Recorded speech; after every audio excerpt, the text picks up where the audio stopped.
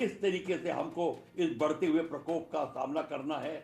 Myanmar की जनता जो है, भारत उससे बात कर रहा है, भारत उससे भी वहाँ बात कर रहा है, पर बात करने से कुछ नहीं होगा, क्योंकि इस समय जो अराकान आर्मी और उसके सपोर्टर्स हैं, वो इस समय बहुत ही हाई लेवल के ऑफेंसिव पे हैं। ठीक है, मेरे साथ दिनेश नैन सर भी जुड़ गए, जाने माने विदेश मामलों के जानकार हैं। दिनेश सर, स्वागत है आपका। आप किस तरीके से देख रहे हैं अराकन आर्मी का इन्फ्लुएंस जिस तरीके से बढ़ा है, और म्यांमार की सेना तक जब अराकन आर्मी को रोकने में कामयाब नहीं नजर आ रही है, तो फिर बांग्लादेश क्या वाकई अराकन को डिफेंड कर पाएगा अगर वो उसके क्षेत्र में भी अंदर घुसने की कोशिश करते हैं? देखिए, जिस प्रकार से इस अराकन आर्मी ने एडवांस किया है, खासकर कि आप ये कह लीजिए उनका जो जो स्टेट है इसका, बांग्लादेश का रखाने, इसके अंदर और लगभग 70 से 80% के बीच में जितने जो इसके इस डिस्ट्रिक्ट के जो लोकेशंस हैं, सिटीज हैं, या ये कह लीजिएगा मेन मेन लोकेशंस हैं, उनके अंदर इन लोगों ने कब्जा कर लिया है। ये लोग किसी जमाने में भारत के खिलाफ हुआ करते थे। जब हम लोग वहाँ पे अपना एक रोड बना रहे थे अपना मणिपुर की तरफ को, ताकि हम चाह रहे थे कि चिकन नेक से ध्यान, जो चाइना से हमारे कुछ चिंता रहती कि चिकन नेक ब्लॉक हो गया तो कहीं हमारे सारे ईस्टर्न स्टेट 7 के 7 कट ना जाए, तो चटगांव के इलाके से होते हुए जो ये आपका बर्मा से होते हुए इस इलाके को 7वें पोर्ट से होते हुए हम लोग इसको बना रहे थे। तो ये बर्मीज, ये जो बुद्धिस्ट लोग हैं, ये देवर द वन जो कह रहे थे कि नहीं, हम बनने नहीं देंगे। लेकिन इनको धीरे धीरे समझ में आया कि भारत की इंटेंशन चाइना जैसी नहीं है और वो इस इलाके को डेवलप करना चाह रहे हैं। लिहाजा जिस हिसाब से रोहिंग्याज को जो भगाया गया, उसमें भी मेन हाथ अराकन आर्मी का है। और इन रोहिंग्याज को बांग्लादेश ने क्या किया, इसी डिस्ट्रिक्ट के बिल्कुल कोने पे जो नदी बढ़ती है, उसके साथ साथ में 10 से 15 लोकेशंस के ऊपर इनके कैंप बना दिए। और इनमें से, इन रोहिंग्याज के अंदर से ही ऐसे काफी तत्व हैं, कैसे काफी नेटोरियस ग्रुप्स हैं, जिनका रिपोर्टिंग आया है कि वो बांग्लादेश के अंदर हिंदुओं पे भी, बाकी माइनॉरिटीज के ऊपर भी, और वैसे भी गलत कामों के अंदर इन्वॉल्व है, टेररिज्म तक में जाने को तैयार हो गए।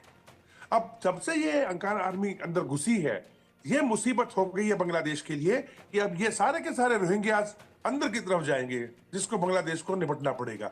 और यही नहीं, अंकारा आर्मी से क्या बांग्लादेश की आर्मी लड़ सकती है?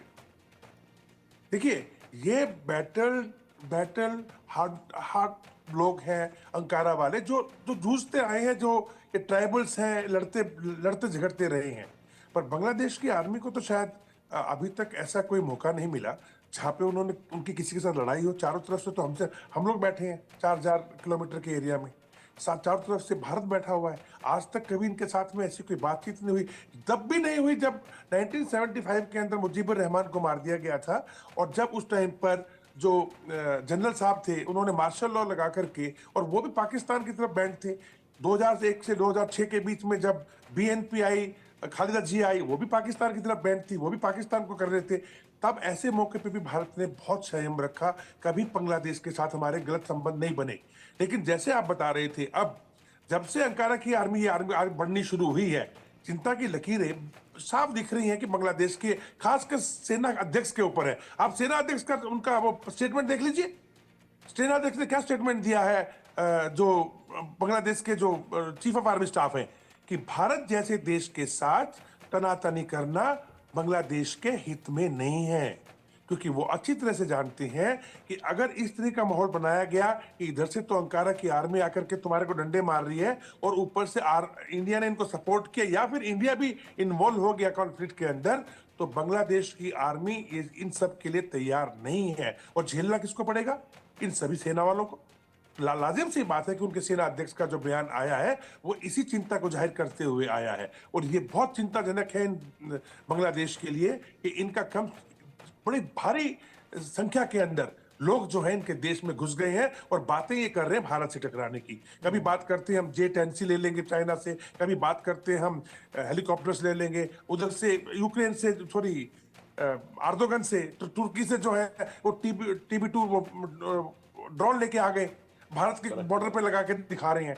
मतलब सब तमाशा करने की कोशिश कर रहे हैं, अच्छी तरह से जानते हुए कि $13 बिलियन का सामान ये भारत से हर साल लेते हैं। कॉटन जो इनका सबसे बड़ा टेक्सटाइल इंडस्ट्री है, जिसके दम पर ये देश चलता है, सबसे ज्यादा कॉटन भारत इनको देता है, भारत इनको दे रहा है। हर तरीके से सुरक्षित थे ये। लेकिन देखिए, पाकिस्तान ने, चीन ने और साथ में कुछ अमेरिका जैसे देश जिन्होंने इसको मोहम्मद यूनुस को लाके यहाँ बैठा दिया है, इन सब के गेम प्लान थी, चिड़े बैठे थे शेख हसीना से। बिकॉज इसमें कोई दो राय नहीं है कि शेख हसीना और उनकी जो सरकार है, वो लोग भारत के साथ मिलकर अच्छे काम कर रहे थे, भारत के साथ उनकी अच्छी सोच समझ थी, भारत के साथ में वो सपोर्टिव थे। इसी बात तो चीन खफा था, बिकॉज चीन को लगा कि बांग्लादेश हमारे साथ भी बैलेंस बनाने की कोशिश कर रहा है और साथ साथ में भारत को भी नहीं छोड़ रहा है, तो चीन भी खफा होकर बैठा हुआ था। तीस्ता रिवर का जो प्रोजेक्ट था उसको $1 बिलियन को चाहिए था, उसने शेख हसीना ने बोला नहीं मैं तो नहीं दूंगी, और यही कारण कि अपनी विजिट को इनको छोटा करके वापस चीन से आना पड़ गया था। तो पूरे प्रकरण में अगर हम आप देखें तो जिस प्रकार से रायन स्टेट के अंदर इनके जो अंकारा आर्मी ने करीब 80% एरिया को घेर लिया है, मेरे को लगता है कि टाइम आ गया है कि अब बांग्लादेश को सीरियसली इस बारे में कोई ना कोई एक्शन लेना पड़ेगा। ठीक है प्रफुल्ल बख्शी सर, चूंकि हम ये भी जानते हैं कि ये जो अराकन आर्मी है, इन्हें अगर किसी एक कम्युनिटी जिससे सबसे ज़्यादा चिढ़ है तो वो रोहिंग्याज हैं। किस तरीके से इन्होंने रोहिंग्याज को म्यांमार से निकाला, वो पब्लिक डोमेन में बातें हैं, और वहाँ से निकलकर बड़ी संख्या में म्यांमार के बाद अगर रोहिंग्या किसी देश में पहुँचे तो वो बांग्लादेश में पहुँचे। तो ऐसे में क्या बाय डिफॉल्ट अब बांग्लादेश ही इस अराकन आर्मी का नेक्स्ट टारगेट है? बांग्लादेश अराकान आर्मी का टारगेट इसलिए बनेगा क्योंकि अगर बांग्लादेश ने इनके काम में दखल अंदाजी दी तो वो इसी चीज़ को वेट कर रहे हैं, और उनको पता है कि ये रोहिंग्या को पूरा सपोर्ट कर रहे हैं। उनको ये भी पता है कि वो रोहिंग्या को भारत में भेजकर वो इस एक तरफ से वहाँ पे भी सपोर्ट पैदा करेंगे ये गवर्नमेंट का, क्योंकि रोहिंग्या यहाँ पे आके सेटल हो रहे हैं। तो इस चीज़ को जो ये अराकान आर्मी पसंद नहीं करती, तो वो इनको खदेड़ रही है। और अगर बांग्लादेश की आर्मी का डायरेक्ट कन्फ्रंटेशन हुआ, जो उनको बांग्लादेश की आर्मी को बहुत महंगा पड़ेगा। पर इस समय भारत की नीति क्या होनी चाहिए?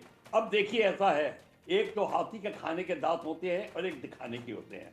क्या हमको दुनिया का दिल जीतना है, पीसफुल बात करनी है, और कि नहीं हम शांति चाहते हैं, क्या इतना कह के, या इस चीज़ का फायदा उठाएं? किस तरीके से भारत इस समय फायदा उठा सकता है? क्योंकि अगर बांग्लादेश अब बातों में उलझाने की हमें कोशिश कर रहा है और काम की बात नहीं कर रहा है, इस समय हम बांग्लादेश को प्रेशर में डाल सकते हैं। अगर करेक्ट नीतियों का अप्लाई किया गया, हमने किया, और किसी तरीके से हमने डायरेक्ट सपोर्ट किया, और साथ ही साथ हमको अपना भी देखना है नॉर्थ ईस्ट में, क्योंकि अगर नॉर्थ ईस्ट में ये पैदा आने शुरू हुए तो बांग्लादेश हमारे साथ सहानुभूति नहीं करेगा, ये याद रखिए। तो ये हमको अब अपनी नीति को देखना होगा कि हमने क्या करना है।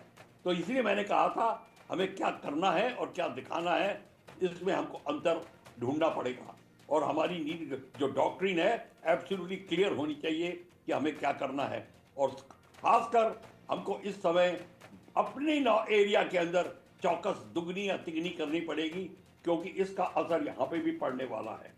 और अगर बांग्लादेश डाइवर्ट करना चाहेगा अपना प्रेशर, तो यहाँ पे कुछ ऐसे फसाद क्रिएट करेगा ताकि अराकान आर्मी का ध्यान इस साइड में लग जाए।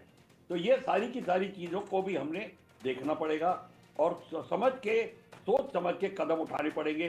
पर इस समय चाइना का आप गेम देखिए, चाइना इस समय तो कह रहा है कि हमको पीस चाहिए, क्योंकि चाइना के बड़े पैसे लगे हुए हैं यहाँ पर चाइना और ज़्यादा क्या करेगा? अब वो म्यांमार की जनता को आर्म सप्लाई करने की कोशिश करेगा और वेपन्स देने की कोशिश करेगा, और यहाँ तक कि अगर उसको भारत का सपोर्ट नहीं मिल रहा तो भारत के खिलाफ वो यूज होगा।